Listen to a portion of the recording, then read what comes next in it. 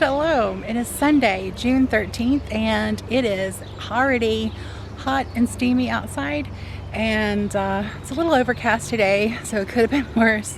I've already been planting this morning, and we've gone to Lowe's twice.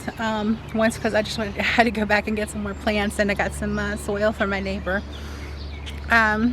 So yeah, let me show you what is different in the garden this week. This is a new addition to our family. It is a pineapple mint, and it smells so wonderful. I cannot wait for it to establish itself so I can have it in some tea.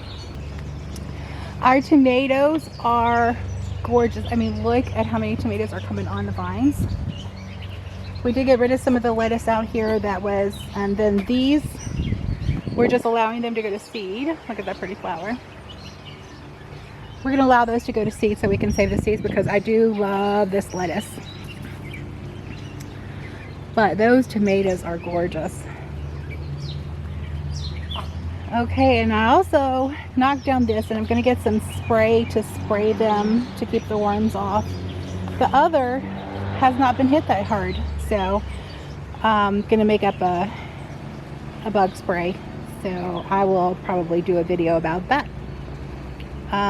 And you'll also notice the cabbage is missing. It got a hard, and the go around here, the broccoli is also missing because it too got hit hard with the worms, the cabbage. I actually thought about, when I put these in the ground, that I need to get them covered so that the moths don't get to them to lay their eggs. Sorry, I'm sweating. I got the stuff to cover them. I did not have the time to get them covered before the worms started popping up and eating them. And they did some serious leaf damage, so I just did not even want to deal with that this year. So I'm going to try again this year. I'm going to try again this fall when it's out of the moth season. So we'll see how that goes. Here are the dill and basil plants on this side.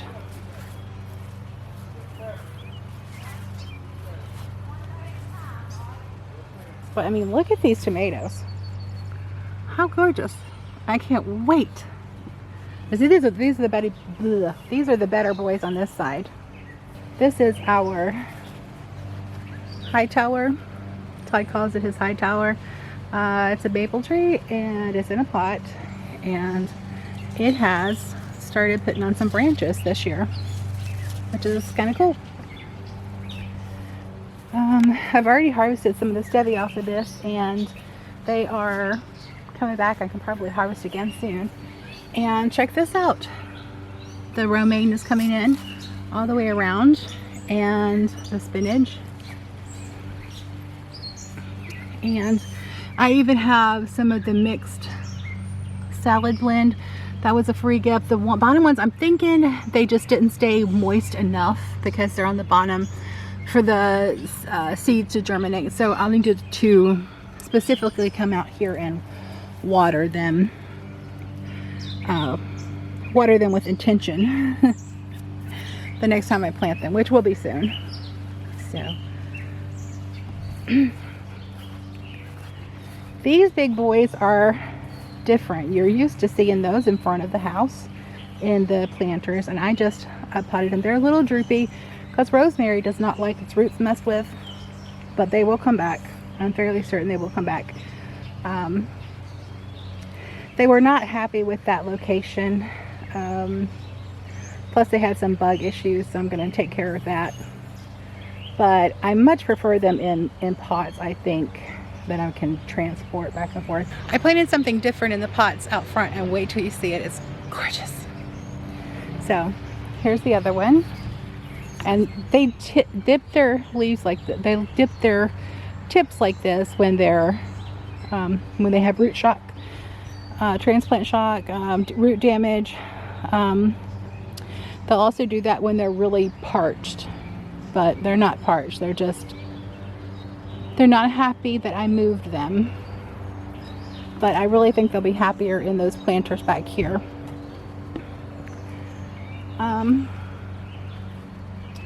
So this is the green bell pepper bed, and the one that died over there we replaced with a red bell pepper. This is also another green bell pepper, and look at the size of those peppers already. How awesome is that? Those are gorgeous. And look at that one. We had to stake that one up right there because the pepper was bigger than what the plant could handle on its own. We did go out and while we were at Lowe's today, get a couple hot bananas, which we planted right here. We had a couple of the red bells die.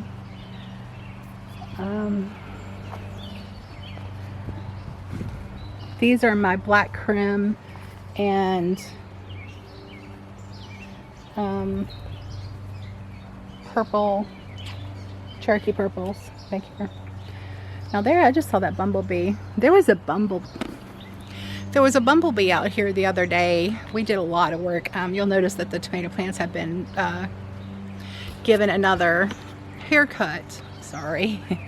You'll notice that the tomato plants have been given another haircut. That's probably the last massive one that I will do, because I do want the leaves to cover some of the tomatoes a little bit to keep from attracting the birds.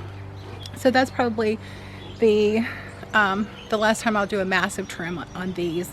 But I do want to keep them away from the other plants so that the other plants have space to grow and get sunlight and nourishment. And I also need to keep them out of the walkways. So that's going to be my main focus, and just keeping them thinned out a little bit so that they don't, less chance of developing disease. Also at Lowe's today, we got some hot banana peppers, which we filled in a couple places in this bed. And where we were going to put the chocolate habaneros in this bed, if they come up, we got some Fresno chili peppers. So those are right here, and he went ahead and staked those. And look at this. The center right there is spaghetti squash, and it has grown at least 2 foot this week. At least 2 foot, because it was nowhere near this trellis, climbing up the trellis on its own. This is the watermelon, and it keeps wanting to drape over this side, so I keep having to tuck it up. So I am going to have to come in here and thin out some of these leaves so we don't have any issues with mold and fungus. I have not got around to that yet. I'll do that this week. And these are my Kajari melons that are coming up, and the Tigger melons. So they're coming up on the outside, and they seem to be really happy in this bed with the jalapenos and the pepperoncinis. But look how much growth these guys have put on this week. I'm thinking that's at least 6 to 8 inches that they have grown this week. Here's another tomato bed, tomato and pepper, and I thinned them out really well. It seems like the more I trim them, the more growth they put on. So here is the Cubanelle pepper. Look at the size on that thing. It's almost as big as the plants. And this is an Anaheim. I mean, look at that. That's crazy. So my cucumbers back here are looking a lot better. And I really didn't do anything but give it some fertilizer that was a little higher in nitrogen. I know that they are setting some flowers, but they were looking a little peaked, so they did need the nitrogen, and that's when they started taking off and started putting on the flowers. So don't be too afraid of the nitrogen. This is cayennes, and there are some almost full-size cayennes on here. They just need to turn. I mean, look, this one has at least 10 cayenne on it. And look at the blooms. And like I said, you could just shake them around a little bit, and that will fertilize the peppers and the tomatoes. This is the black radish and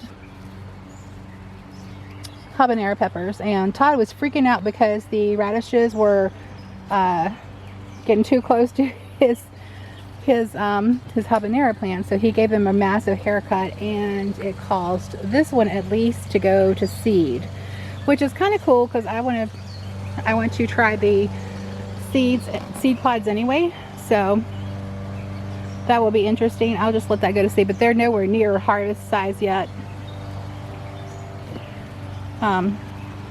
This one is putting on some new leaf growth down there, and it's not started bulging yet, but that one over there did.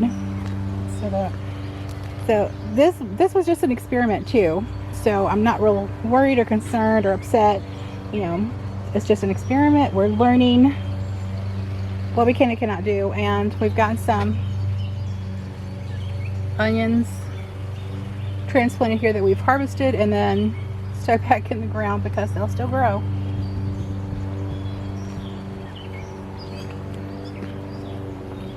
Okay, so that's all that's really new back here. So I will take you to the front, and oh wait, there's one more thing.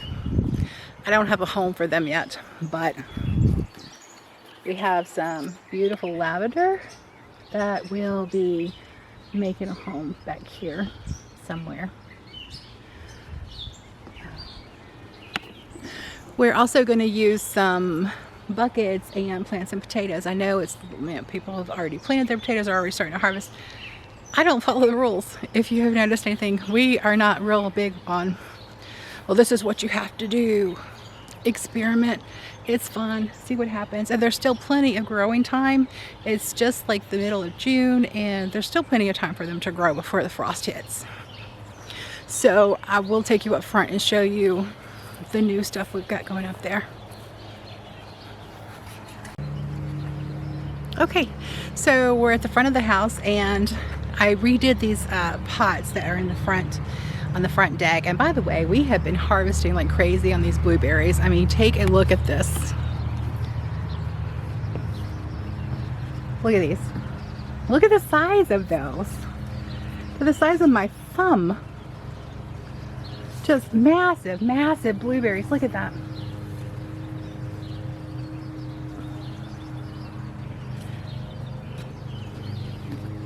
So this is what I did. Okay, Mr. B. This is what I did. I removed the rosemary and put, these are so soft. It's like velvet almost.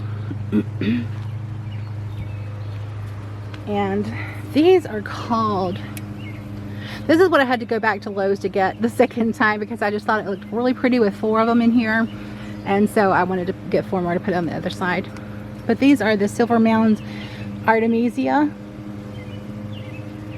And they come back year after year. I love that because, you know, that's less work for me, less planting for me. This side over here, this side over here also has those huge blueberries. So I'm really glad that these are in pots because these are definitely going with me.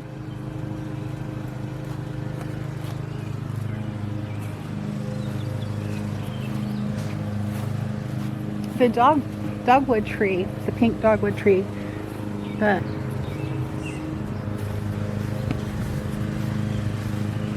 So the daisies were looking a little lonely, and so we got some geraniums, some white geraniums. I never knew they come in white. So we got some white geraniums and some, I don't know what these are called, but this was like a carpet. And I just cut it and placed it around. I don't remember what this is called either. But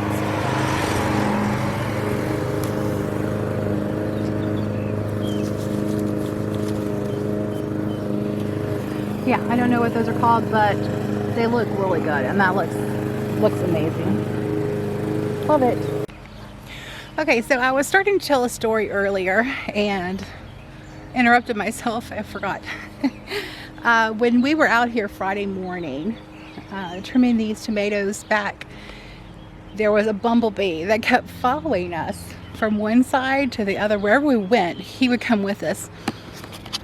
And I I remember when I was a young girl, I used to love bumblebees. They were so fuzzy and soft, and they would just land on me, and they would land on my finger, and I would just pet them, and I don't know, I just love bumblebees. They won't hurt you unless you hurt them. So, it just followed me around, and it had huge pollen sacs on its legs. I've never seen that before. It was kind of interesting to watch. I do want to cover something else while I'm back here. This is the onion bed. It looks very sad and pathetic. It needs some more fill dirt. Here are some new onion sets that have come on the top of the walking onion. And those are getting planted. That's what I'm waiting for before we harvest these. If we fill this bed up now, we're going to lose the onions that we have in it. You know, if we harvest them now, we're going to lose, and I really don't want to lose these onions. These were a gift to my mom from a guy we used to go to church with. His name was Tracy Billings, and he gave her these onions back when I was probably, I don't know, 15, 16 years old. So it's been a long time. These onions have survived generation over generation. So I really want to keep these, and I love that man and him and his wife Viola, and so I really want to keep these in my garden in some manner or another.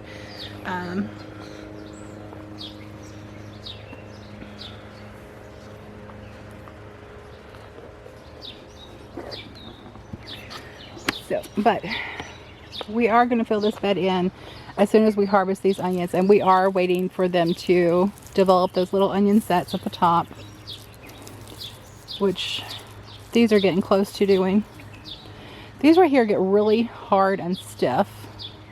Now these are ready, but I don't want to harvest them yet. I want to give them a little more time and let them grow their stems so that they can photosynthesize.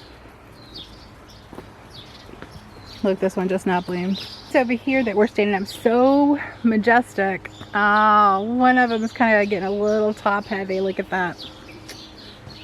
By the way, the bumblebees really love these also. They've really been pollinating them heavy. These are stiff, so these are not good. The tops are not good for eating on these, but the bulbs are delicious, and I think they come in yellow and in red. So I think I have both of those. I could be wrong on that. I won't know until we go to harvest. I've let these bulbs get established in my bed for a couple of years before, so we haven't really harvested these. I think we've harvested a couple, and Todd wasn't fond of the leaves, so he's like, I don't know if I want to keep these in here or not. But right now this is soft, so you could use this, but it will get hard. The part where that grows the flower gets really hard and stiff because, you know, it's going to hold that weight. That flower head's pretty heavy. The peppers in this bed struggled a little bit. They were having nitrogen issues, and so look, there are onions down there. I'm hoping they don't get shaded out too bad by the plants and die. I should have planted them towards the edge. That was a mistake on my part. But yeah, it is so gorgeous. Majestic.